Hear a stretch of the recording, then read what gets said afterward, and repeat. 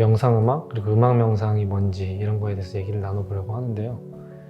통념적으로 명상음악이라고 하면 명상을 좀 돕는 그런 도구적인 음악이나 혹은 명상적인 분위기를 가지고 있는 음악 이런 것들을 부르는 것 같아요. 근데 저희 케렌시아는 그렇게 어떤 명상을 위한 도구로서의 음악, 소품으로서의 음악 이런 것보다는 음악을 듣는 경험 자체가 명상이 되는 그런 방향을 추구하기 때문에 또 음악 명상이라는 말로 그거를 부르기도 하잖아요. 네. 그래서 명상 음악을 다시 간단하게 정리하자면 명상을 하는데 도움이 되는 음악 또는 명상적인 분위기의 음악 그리고 음악 명상은 하나의 명상법으로서의 음악 음악을 듣는 것 자체가 하나의 명상이 되게끔 하는 네. 명상법이라고 할 수 있겠네요. 그러면 거기서 말하는 뭐 명상적이라는 게 과연 뭔지 꼭 뭐 차분하고 이렇게 고요한 거 그런 걸 말하는 건지 결국 이 얘기를 하기 위해서는 명상에 대한 정의가 다시 한 번 더 필요한 것 같고 그래서 저희가 계속 고민했던 지점은 명상이 뭘까 그 지점이었잖아요. 삶을 살아가는 가장 진실된 삶의 방식이 아닐까 명상이. 그래서 있는 그대로 괴로움이나 행복감이나 상처나 그대로 바라보는 걸 명상이라고 한다면 사실 명상적이라고 고정되어서 얘기할 수 있는 풍조, 어떤 분위기, 방식은 없을 수도 있을 것 같아요. 네. 또 한편으로는 사람들이 보통 이제 통념적으로 명상음악은 뭐 이런 거지 하고 생각하는 그런 것들이 있잖아요. 그리고 그런 장르 음악들도 있고 그런 게 어떤 것들이 있는지 한번 얘기를 해보면 좋을 것 같아요. 일반적인 명상 음악에 대해서 네네. 네. 명상을 좀 도와주는 명상에 도움이 되는 그런 음악이라고 하면 그 음악을 어떠한 마음가짐으로 이렇게 듣느냐 그런 청자의 태도보다는 뭔가 음악 자체에 뭔가 좀 명상적인 분위기나 색깔이 들어있다는 그런 전제가 좀 있는 것 같아요. 네. 그 명상 음악이라고 했을 때 우리가 일반적으로 생각나는 것 자체가 개인적인 생각이지만 종교 전통 안에 의식 또는 의례 안에서 뿌리를 찾을 수 있을 것 같아요. 그래서 주로 명상음악이라고 이렇게 검색을 하거나 찾아봤을 때 흔히 나오는 것 산스크리트어나 티베더로 된 그 찬트나 만트라를 조금 이제 대중적인 음악 형식 속에 이제 녹여서 널리 알렸던 그런 데바 프레말의 음악이나 혹은 티베트 불교 음악 그래서 승려들이 매일 반복해서 하는 그런 의례에 들어가는 음악들을 이제 음반으로 녹음해서 만들어졌던 것 그런 것도 있고 힐데가르트 폰 빙엔 이제 중세 시대의 여성 신비가이고 수녀님인데 그런 분처럼 그런 종교 전통에서의 그런 의례 음악, 성가곡. 네, 성가곡 네. 이런 것들이 주로 각 종교가 가지고 있는 그런 분위기나 성스러운 분위기 네. 그런 것들을 가지고 있기 때문에 듣는 분들이 종교적이네, 또 명상적이네, 명상 음악이네 라고 네. 이렇게 부르는 것 같아요. 최근에는 이제 그런 종교 전통 안에 갇혀 있는 음악 그런 명상 음악이 아니라 그 전통 밖에서 이제 명상 음악이라고 불리는 혹은 사용되는 것들이 있는데요. 대표적으로는 이제 앰비언트 음악 같은 게 있을 것 같아요. 앰비언트는 이제 브라이언 이노라는 이제 예술가가 만든 장르인데 전자음악? 그 현대음악에 속하겠죠, 장르로서는. 네네. 귀를 기울여서 주의 깊게 들을 수도 있지만 또 한편으로는 그냥 이렇게 주변에 있는 공기처럼 흘려보낼 수도 있는 배경이 되는 음악. 그런 음악을 이제 앰비언트 음악이라고 하죠. 뮤직 포 에어포츠라는 그 음악으로 처음 이제 그 장르를 시작했죠. 앰비언트 음악을 명상 음악이라고 할 수 있는 또 음악적인 요소는 어떤 게 있을까요? 앰비언트 음악은 다른 장르랑 좀 다른 점이 구조화된 화성 구조나 또 리듬 구조 이런 것들이 분명하지 않고 일종의 공기, 색조처럼 그렇게 존재하는 음악인 것 같아요. 듣는 사람들이 그 음악 자체의 어떤 스토리나 서사 구조를 듣는 게 아니라 오히려 그 음악이 제공하는 그 분위기 안에서 내가 머무르면서 어떤 나 안에 떠오르는 생각이나 감정이나 이런 걸 만나는데 도움을 주는 그런 점에서 명상적이라고 할 수 있는 것 같아요. 최근에 이렇게 SNS나 많은 대중들이 알고 있는 명상 음악이라고 있는 클래식 장르에서의 음악가도 있잖아요. 알고 베르트. 네네. 제가 개인적으로 가장 좋아하는 좋아하시고. 네, 음악이기도 한데요. 에스토니아의 작곡가이고 정교의 신자기도 하셨는데 엄청 단순하고 정갈한 그런 텍스처랑 울림을 가지고 있어서 그게 주는 성스럽고 좀 고요하고 순수한 정화되는 그런 느낌, 이런 것들이 사람들이 수면 음악이나 명상 음악으로 그거를 듣기도 하시는 것 같아요. 네.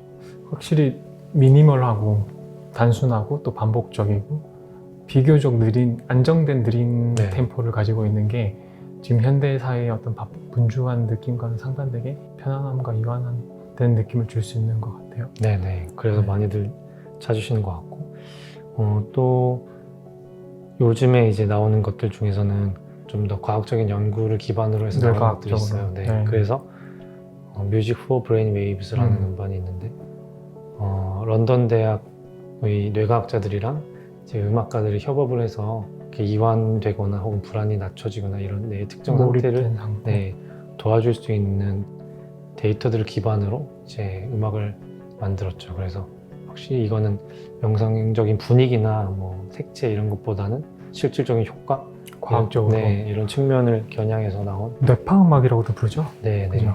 그런 네. 것 같습니다.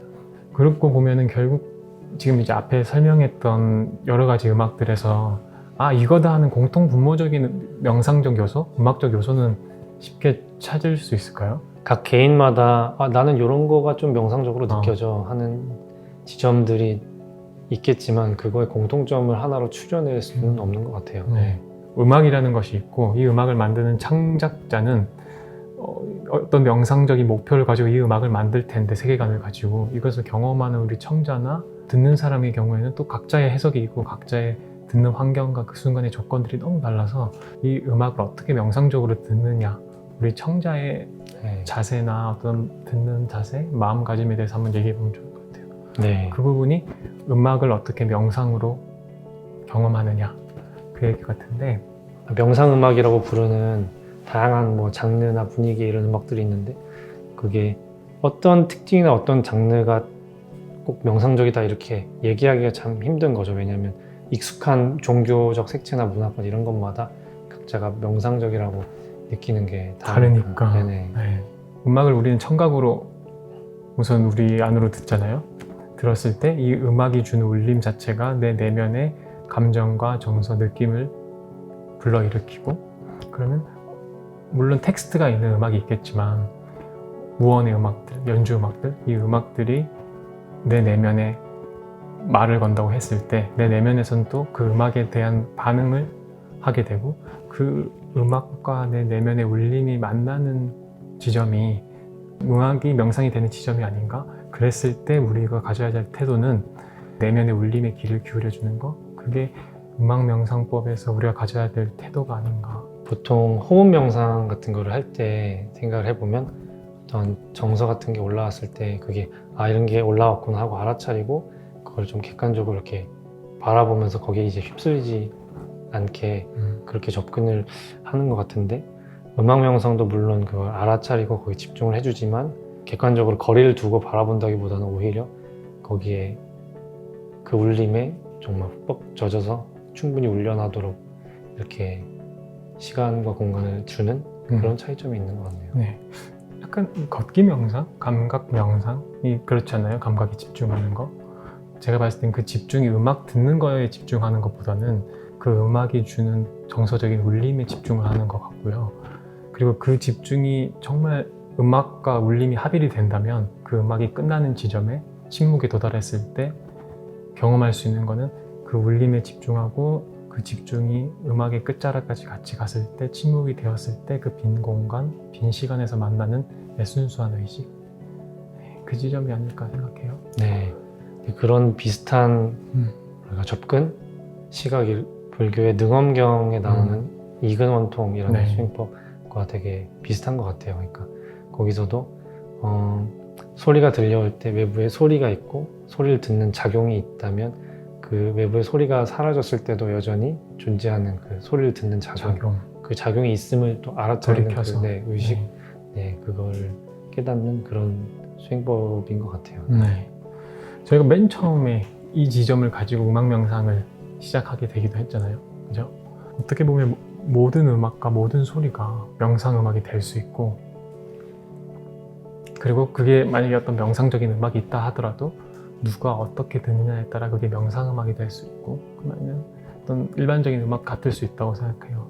그러나 우리는 작곡가이고 음악 명상을 만드는 사람으로서 어떻게 더 명상적인 음악을 만들까, 그리고 명상을 경험할 수 있게끔 음악을 만들어 나갈까에 대해서 고민을 해야 하는 책임이 있잖아요. 네네.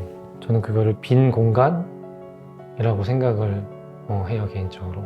그래서 그걸 추구하고요.